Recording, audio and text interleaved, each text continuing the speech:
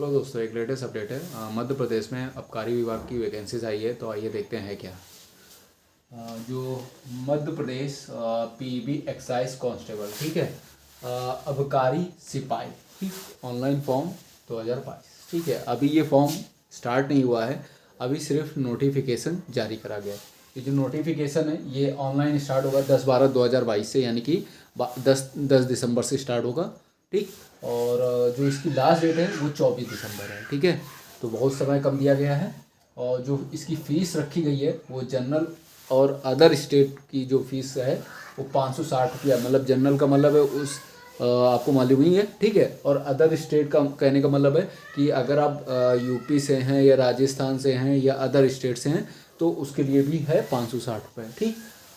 SC ST के लिए 310 रुपये रखा गया है। इसमें जो एज फैक्टर रखा गया वो मिनिमम होना चाहिए 18, मैक्सिमम कितना 33 होना चाहिए, ठीक।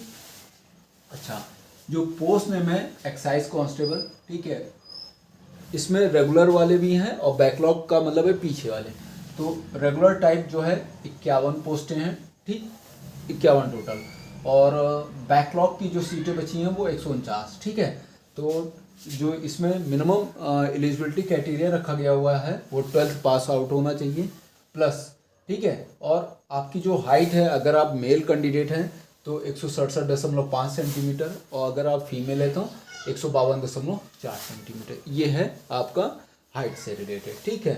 चेस्ट की बात की जाए तो 81 से 86, यानी कि 81 नॉर्मल होना चाहिए और 86 फुलान पे, जब फुलाएंगे 5 सेंटीमीटर का फुलान दिया जाता है, 5 सेंटीमीटर आप फुलाएंगे तो वो होगा 86 सेंटीमीटर, ठीक है, नॉर्मल। चाहे आप इतना भी हो चाहे इससे भी हो, अगर 90 है तो 95, ठीक है, मिनिमम मतलब आपको 5 सेंटीमीटर का फुलान दिखाना पड़ेगा वहाँ पे जब मेडिकल होगा आपका, ठीक है। अच्छा, अब बात कर लेते हैं कि सिलेक्शन प्रोसीजर क्या है, कैसे इसमें सिलेक्शन होगा आपका। तो सिलेक्शन प्रोसीजर में पहले ऑनलाइन एग्ज़ाम होगा आपका, ठीक है, ऑब्जेक्टिव टाइप में PST और PET होगा, और फिर मेडिकल होगा, उसके बाद डॉक्यूमेंट वेरिफिकेशन होगा, ठीक है। लास्ट में आपका क्या हो जाएगा, डॉक्यूमेंट वेरिफिकेशन, ठीक। अच्छा, अब बात कर लेते हैं कि अगर ये है सब चीज़ें तो अब क्या इसमें पूछा जाएगा, इन द सेंस का मतलब है जो एग्ज़ाम होगा, रिटन एग्ज़ाम, उसमें क्या क्या आएगा।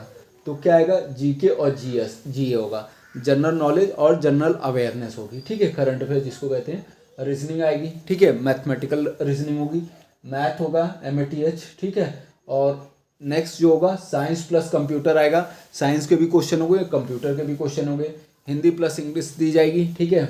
और टोटल जो होगा 100 मार्क का होगा, ठीक। अच्छा, ये जो GK GA है ये 20 नंबर का और 20 क्वेश्चन 20 मार्क्स का, ठीक है।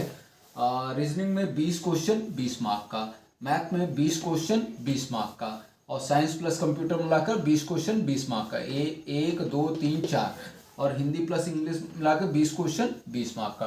टोटल जो होगी 100 क्वेश्चन होंगे, 100 मार्क्स के होंगे, ठीक है, निगेटिव मार्किंग होगा, ठीक। तो ये जो था एक मोटा मोटा मैंने आपको बता दिया कि ये चीज़ें हैं।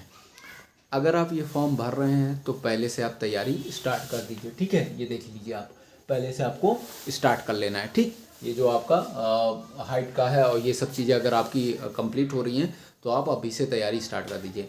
अब बात कर लेते हैं कि इसके बारे में। तो GK GS देखिए सेम होता है, उसमें GA जनरल अवेयरनेस जो होती है सेम का मतलब है कि 7 से 8 महीने आप इसको पढ़ लीजिए। बाकी GK के लिए आपको लूसेंट वाली पढ़नी है, लूसेंट की जो सभी एग्ज़ाम में काम आता है, ठीक है, लूसेंट पढ़ लेना है, प्लस स्टैटिक GK पढ़ लेना है, ठीक है। अवार्ड से रिलेटेड क्वेश्चन पढ़ लेने हैं, बुक से रिलेटेड बुक कौन कौन सी फेमस है वो हो गया, ठीक है। डेज हो गई, थीम हो गया, कहाँ कहाँ पे सम्मेलन हुए ये क्वेश्चंस हो गए, ठीक।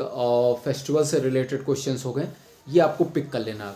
और खेल जगत से क्वेश्चंस हो गए, ओलंपिक वाले क्वेश्चंस हो गए, तो ये आपका GK GS हो गया, ठीक है। GA में आपका हो गया, GK में आप जितना पढ़े होंगे उसको रिवीजन मान लीजिए और मॉक टेस्ट दीजिए।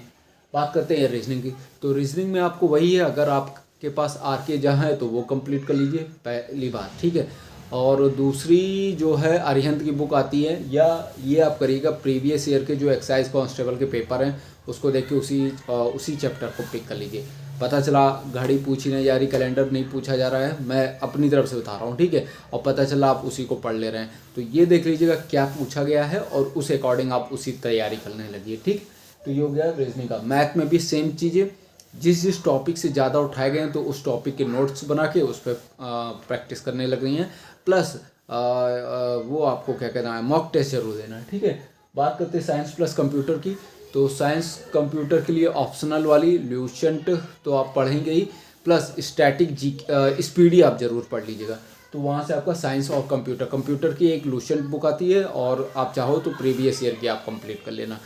जी साइंस में भी घटना चक्र आप चाहो तो घटना चक्र वाली आती है, वो भी कंप्लीट कर लीजिए, वो जीके में भी काम आएगा। तो जीके की आप जब घटना चक्र आप लोगे, जो एसएससी वाली बुक्स आती है, तो उसमें जीके भी कंप्लीट हो जाएगा, साइंस भी हो जाएगा। अब बात कर लेते हैं हिंदी इंग्लिश के लिए। तो हिंदी के लिए आदित्य पब्लिकेशन बेस्ट बुक है, वो आपको मालूम ही होगा, तो उससे आप पढ़ लीजिए, ठीक है। लूसेंट के लिए बेसिक्स है, ठीक। और इंग्लिश में मिरर ऑफ कॉमन एरर, उसके बाद एशियन पब्लिकेशन दूसरी वोकैब्स के लिए।